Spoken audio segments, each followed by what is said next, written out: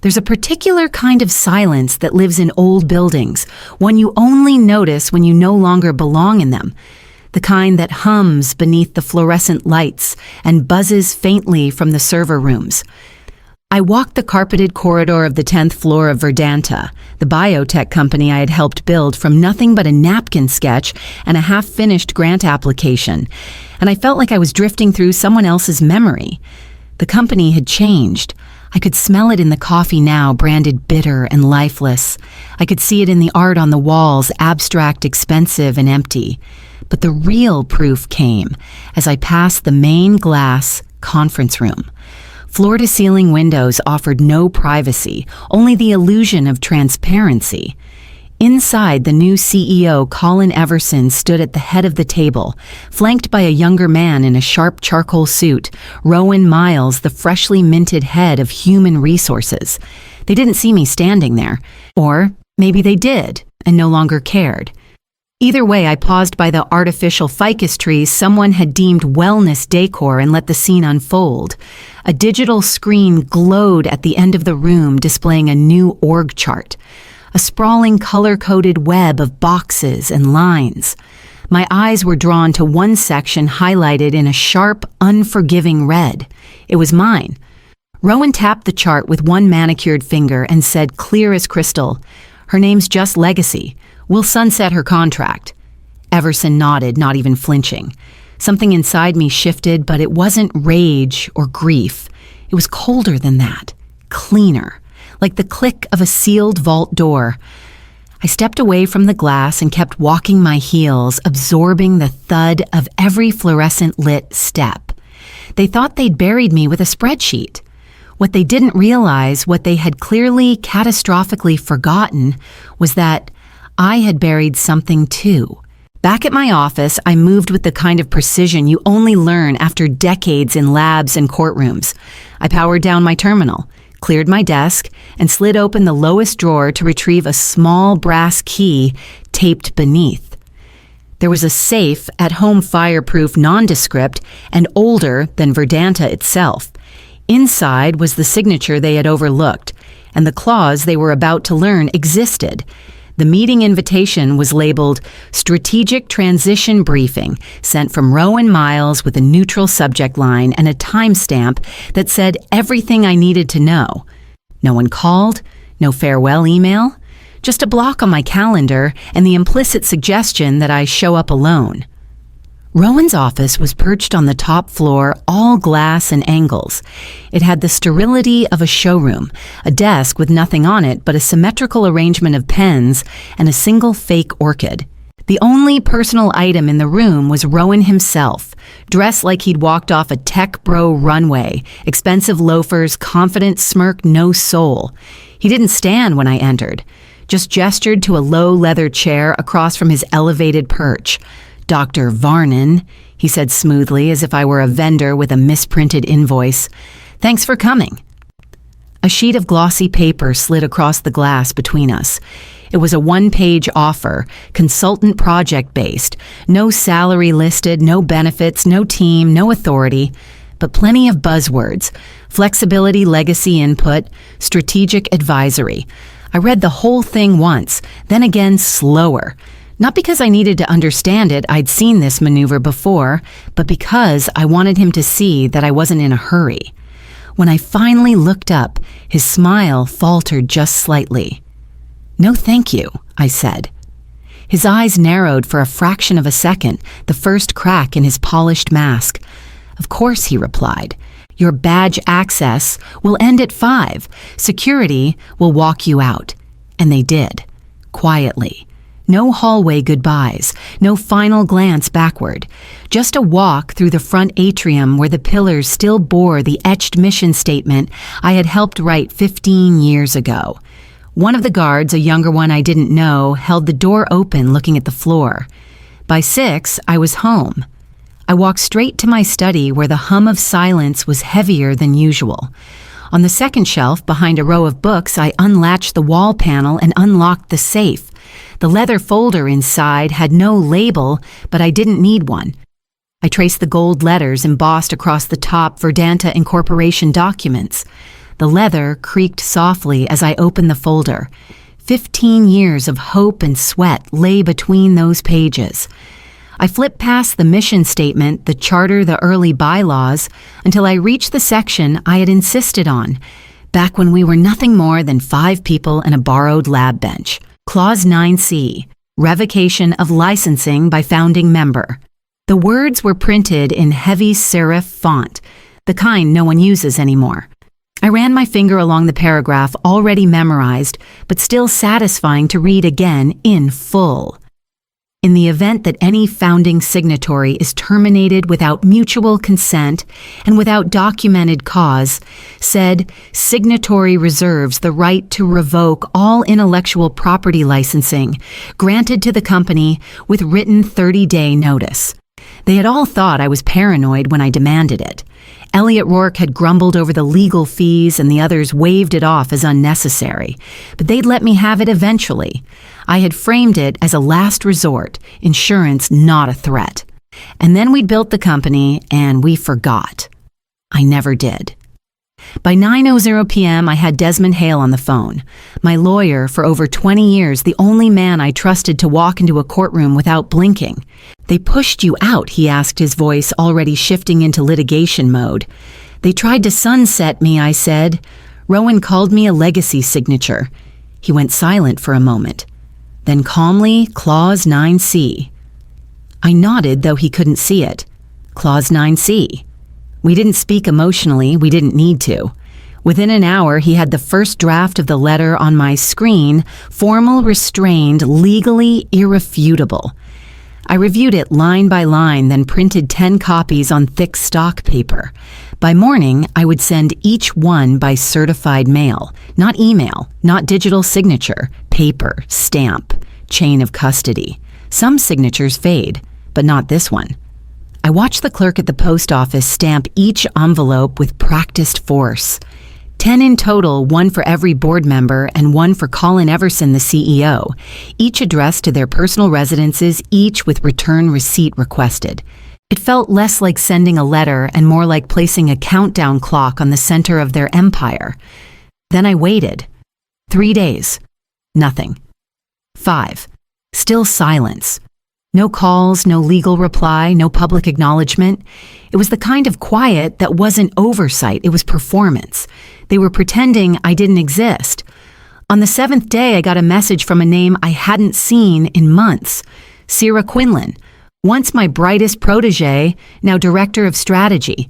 I had mentored her straight out of her doctoral program, pulled her into the Vedanta fold when others thought she was too idealistic. We had spent long nights in the lab dreaming of changing the world. Now her name was on the restructure paperwork. The message was brief. Just a few lines. Rowan shredded your letter. In front of 3 executives, called it deadwood from a founder's tantrum. Everyone laughed. I didn't. But I didn't stop him either. I read it twice. The betrayal wasn't in the act itself. It was in her silence. In the way she didn't stop him, not because she couldn't, but because it was easier not to try. She'd chosen the polished table over the workbench, the quarterly report over the long game. I didn't reply. There was nothing to say to a student who had become a stranger. Instead, I opened the desk drawer, pulled out the signed green return slips as they arrived one by one. Proof of receipt, 10 acknowledgments, 10 fingerprints on the fuse. They thought ignoring me was power. They thought laughing was dismissal. But the law doesn't run on noise. It runs on documents, timestamps, and signatures. And now the timer was officially counting down. On day 10, the first tremor arrived from across the ocean.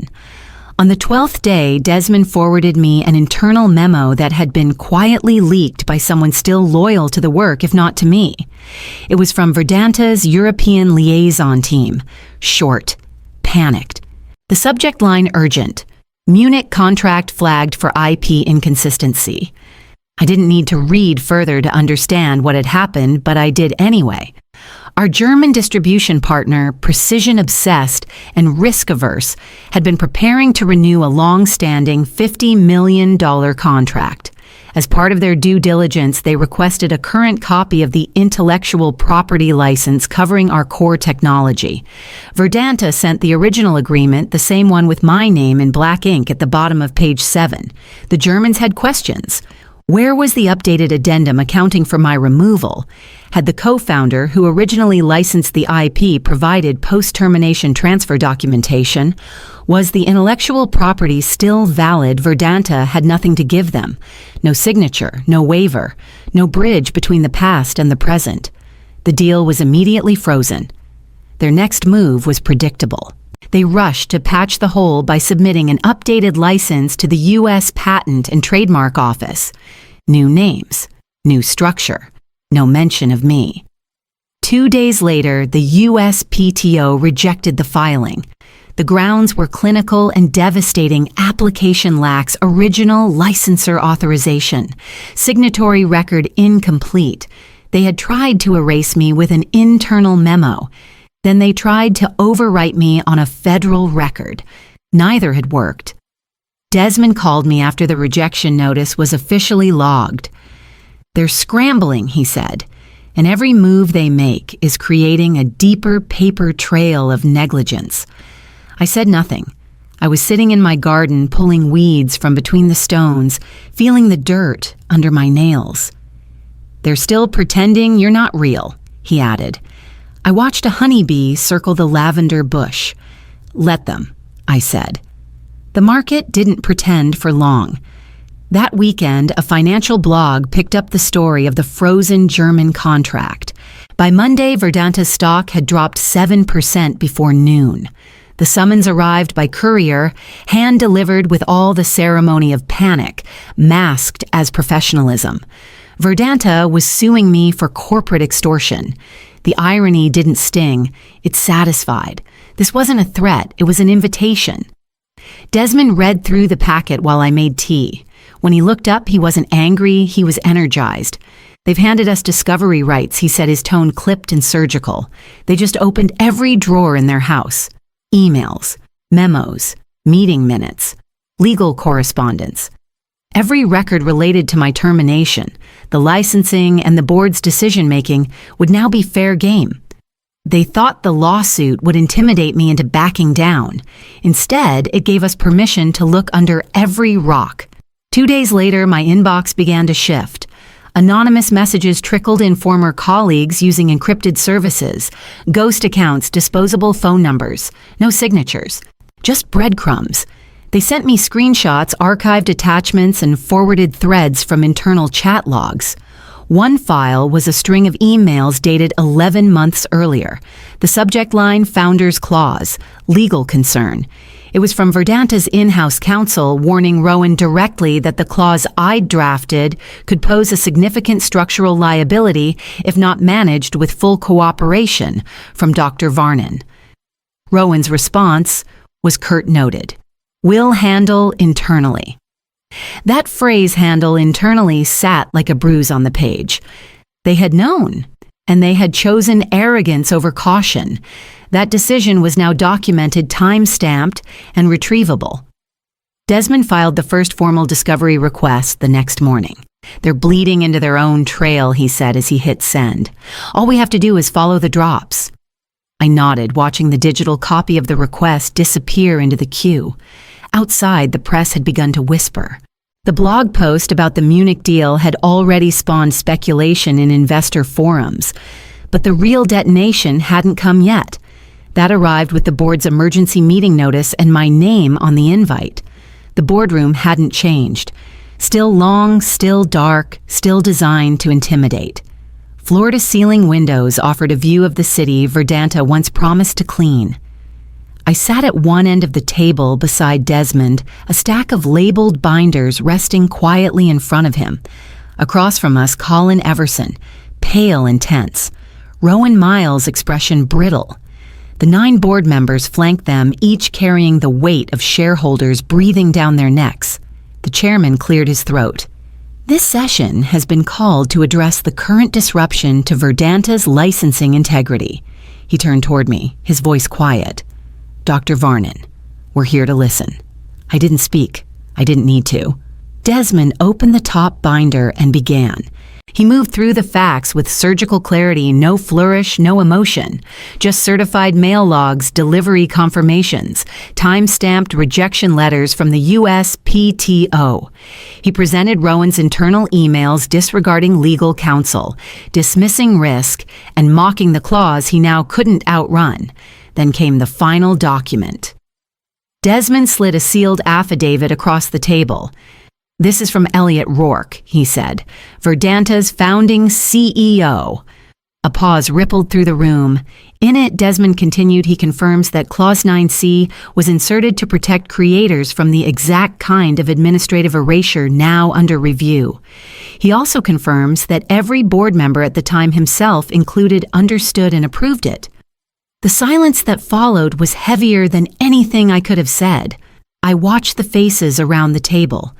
The expressions weren't angry. They were afraid. The chairman took the affidavit with steady hands, but his eyes flicked toward Colin, then to Rowan. The woman seated at his left, one of the firm's largest investors, leaned forward and spoke, her voice so soft it felt like steel wrapped in silk. "Mr. Miles," she said, "did you knowingly authorize the removal of a founding partner without regard to the licensing clause she helped write?" Rowan opened his mouth. No answer came. The chairman didn't wait. "We'll adjourn here," he said, "and reconvene privately." As Desmond gathered the binders, no one looked me in the eye. That was when I knew day 31 would arrive without interference. The meeting didn't end. It fractured. The moment Desmond closed the final binder, the room dissolved into movement investors, huddling in quiet corners, assistants ushered in with hushed urgency. No one spoke to Colin. No one looked at Rowan.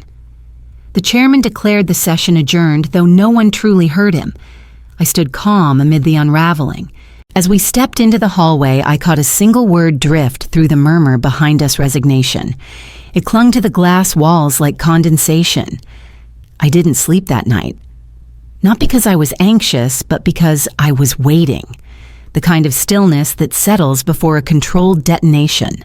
My press statement was already cued, reviewed, printed, and pre-approved by legal counsel. It was brief, unemotional, clean. At 9:00 a.m., it went live. Pursuant to Clause 9C of the Verdanta licensing agreement, Dr. Morel Varnon has exercised her right to revoke all intellectual property rights originally granted to Verdanta Inc., effective immediately. All manufacturing, distribution, and sale of Verdanta's primary products now constitute a violation of said rights. The headlines followed within minutes. The factory lines were frozen by 10. Orders placed in the pipeline were recalled, clients scrambling for clarity. By 11, trading on Verdanta stock was halted pending disclosure. The board issued a statement of their own, vague, apologetic, full of words like unexpected development and ongoing resolution. But it was noon when the real unraveling began. Colin Everson stepped down effective immediately. Rowan Miles, according to an insider tip, was escorted out of the building without his laptop. The same man who'd once called me a legacy signature had become a liability footnote. My phone rang at 12:43. His number, still saved, still familiar. I let it ring twice before answering. "Sarah," he said, his voice brittle, stripped of command. "Please, just tell us what you want." I closed my eyes, not in pity, but to absorb the full satisfaction of his collapse.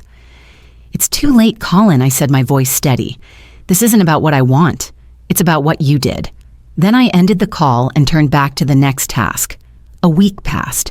The company staggered beneath the weight of its silence. No manufacturing, no sales, no statement that could make sense of the collapse.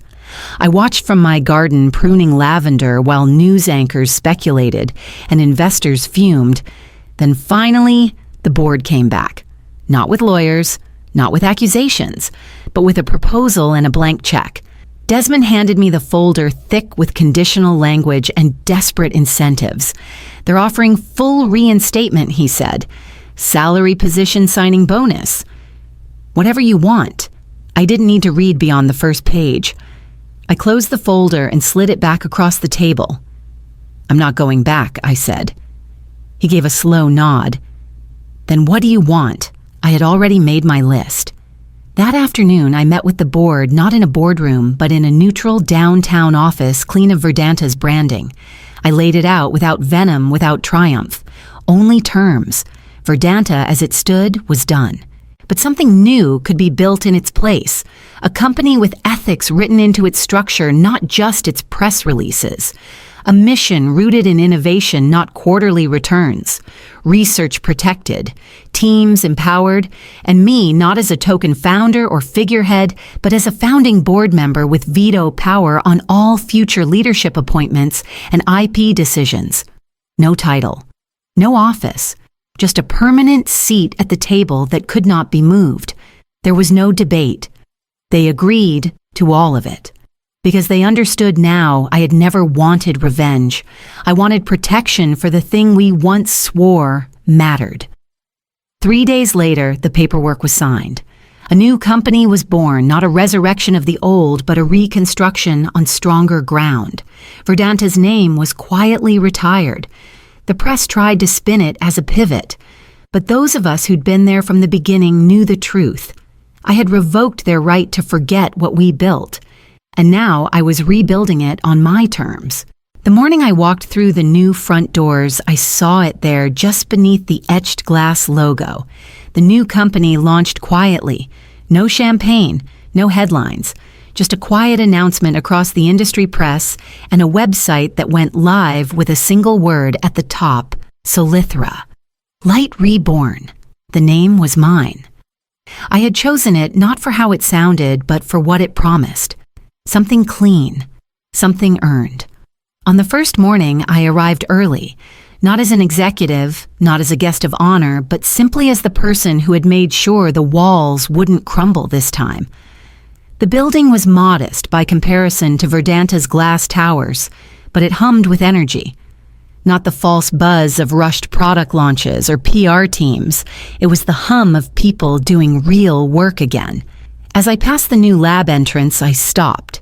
To the right of the doorway, affixed in brushed metal, was a small rectangular plaque. Nothing flashy, no corporate logo, just 2 lines. Dr. Morel Varnin Integrity is the foundation, and the signature is the cornerstone. I stood there for a long moment, letting the quiet weight of it settle over me. They had once called me a legacy, a ghost, a name on a line, and in the end, that name had undone everything they thought they could control. It hadn't taken shouting. It hadn't taken revenge. Just a signature written carefully years ago by someone who had already imagined this moment might come. Power doesn't always raise its voice. Sometimes it waits. Sometimes it watches. Sometimes it moves silently beneath the floorboards until the house above collapses under its own arrogance. I didn't destroy Verdanta. They forgot what held it together. I only reminded them, on paper, in ink. Now, as I walked deeper into the lab, the hum of machines and soft voices echoing around me, I didn't feel vindicated. I felt ready. And I knew somewhere out there, someone else was holding a signature of their own, buried, overlooked, powerful, waiting for the day they would remember what it was worth.